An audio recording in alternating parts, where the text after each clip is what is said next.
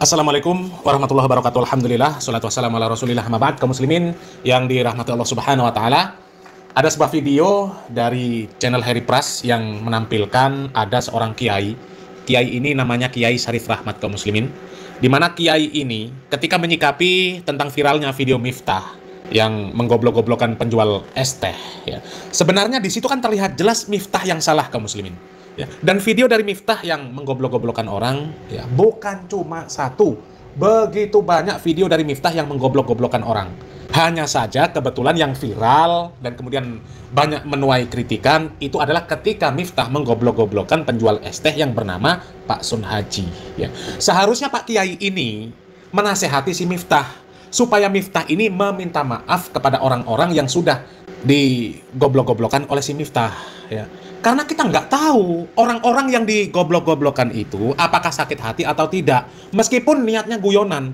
Karena ada fakta terbaru, Yati Pesek pun ketika disebut dengan perkataan-perkataan yang nggak baik oleh Miftah, selama ini Miftah mengaku hubungannya dengan Yati Pesek ya aman-aman saja, nggak ada masalah. Tapi ternyata Yati Pesek itu sakit hati ketika disebut oleh Miftah kalau cantik jadi lun. Sakit hati, dan itu ditahannya selama 2 tahun. Ya, seharusnya Pak Kiai ini memerintahkan kepada Miftah untuk meminta maaf kepada orang-orang yang sudah diberikan ucapan-ucapan yang nggak baik itu. Dan itu videonya ya banyak sekali beredar, kaum muslimin. Banyak sekali beredar. Tapi anehnya Pak Kiai ini justru ketika viral video Miftah yang menggoblok-goblokkan Pak Sun Haji, malah memerintahkan, ya, menganjurkan, memberikan saran supaya orang yang menyebarkan video pertama kali, yang memotong videonya Miftah pertama kali, itu dicari. Ya, dicari untuk ya jelas diberikan pelajaran, diberikan hukuman, ya. Ini kan terbalik, kaum muslimin. Siapa yang salah, siapa yang harus dicari dan dituntut. Ini kan aneh, kaum muslimin, ya. Coba kita lihat videonya, kaum muslimin. Cari siapa pembuat pengedit video pertama. Cari video pembuat atau pengedit pertama dari Miftah. Suruh sampai ketemu. Cari sampai ketemu. Setelah ketemu nanti nanti kalau sudah ketemu hantam.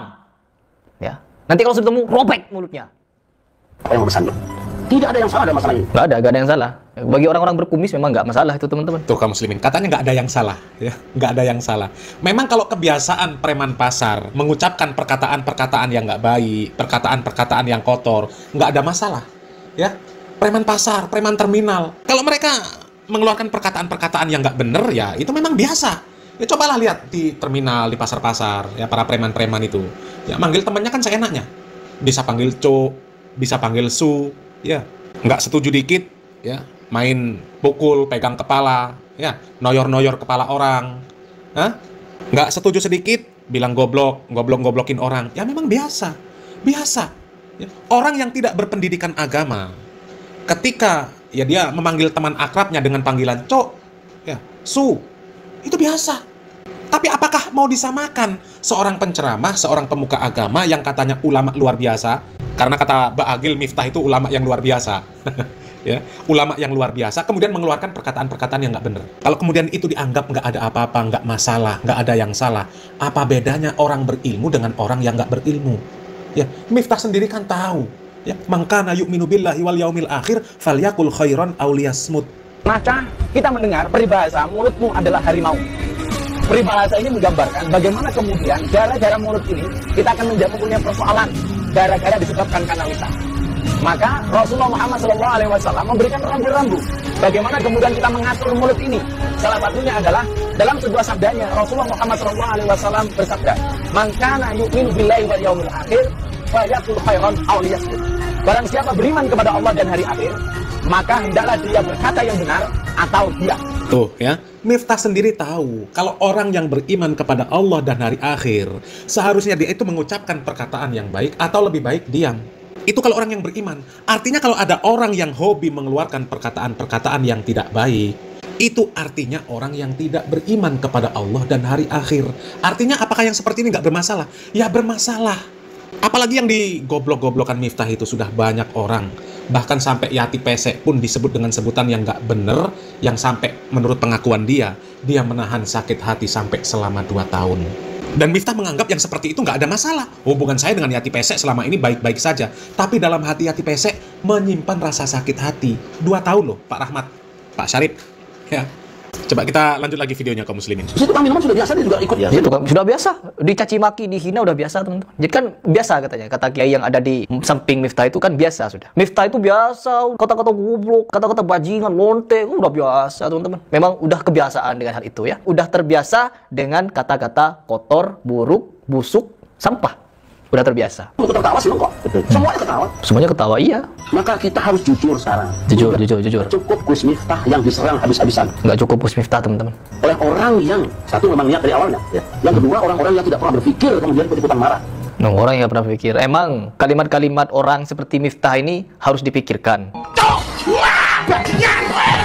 Emang dia Miftah ini ketika ingin mengucapkan itu berpikir, Bu Yati Pesek selama 2 tahun dari pertama dia dinyatakan bajingannya sudah saya ajak ke panggung. Kok iya orang seperti Bu Yati Pesek dibilang bajingan? Terus tidak berhenti sampai di situ. Bu Yati juga dipanggil, ya. Kalau dia jelek wajar jadi sinden, tapi kalau dia cantik jadi pelacur. Apa iya adab, akhlak, sifat, kebiasaan, tabiat dari Bu Yati itu sama seperti pelacur? Apa tidak mikir? Apakah Anda berpikir?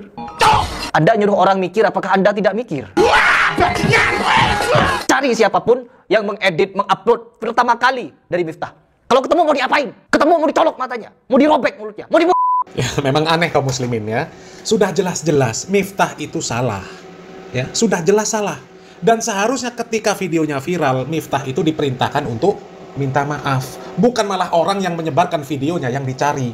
Karena video ini sumbernya ya dari jamaahnya Miftah sendiri. Bahkan bisa jadi video ini sumbernya dari Miftah sendiri, dari timnya Miftah. Karena ada beberapa video yang viral, itu memang orang itu ngambil dari ya video-video panjangnya si Miftah. Seperti contoh ketika di Lampung kemarin, ya, ketika Miftah menyebut dakwah yang paling lembut itu adalah dakwahnya NU. Karena dakwahnya NU itu dakwah yang menyenangkan. Sedangkan dakwah yang kasar, dakwah yang hanya menakut-nakuti, itu dakwahnya Wahabi. Dan Wahabi di Indonesia identik dengan PKS. Itu kan orang ngambil dari videonya Miftah sendiri yang kemudian viral, ya, yang kemudian berujung tantangan dari ketua PKS Lampung ya kepada si Miftah. Miftah diajak ngaji bareng, tapi Miftah nggak berani. Ya, itu videonya sudah kita bahas dulu waktu musim-musim kampanye Pilpres. Ya, itu viral. Memang sekarang ini banyak orang nggak beres kaum muslimin ya. Sudah jelas salah dibela, ya, dibela. Mbak Agil mengatakan Miftah ulama luar biasa yang harus dijaga. Ketua GP Ansor mengatakan Miftah itu aset bangsa, harus dijaga. Ini lagi, setelah viral videonya Miftah yang menggoblok-goblokan orang, yang kemudian viral menuai banyak kritikan, bukannya Miftah yang diperintahkan untuk minta maaf, malah yang nyebarkan video yang mau dicari. Ini kan koplak ini kaum muslimin. Wong mulut tidak terjaga, hobi mengeluarkan perkataan-perkataan yang nggak bener, goblok-goblokan orang. Lah kok malah dianggap itu biasa, ya? Orang yang digoblok-goblokan itu bisa jadi dia sakit hati. Hanya saja secara status sosial dia lebih rendah dari Miftah, sehingga dia tidak berani mengungkapkan rasa sakit hatinya. Seperti Yati Pesek. Nggak berani selama ini mengungkapkan, oh aku sakit hati sama kamu Miftah. Nggak berani. Tapi setelah viral banyak hujatan, banyak orang yang mengkritik, barulah dia berani mengungkapkan bahwa dia telah memendam rasa sakit hati selama 2 tahun. Ya, jadi ini logika yang terbalik. Kalau justru orang yang menyebarkan video Miftah yang mau dicari. Harusnya Miftah ini yang disuruh untuk minta maaf kepada orang-orang yang sudah disebut goblok oleh si Miftah, yang sudah disebut oleh si Miftah kalau cantik jadi lonte. Ya, mudah-mudahan bermanfaat kaum muslimin. Selamat berpikir.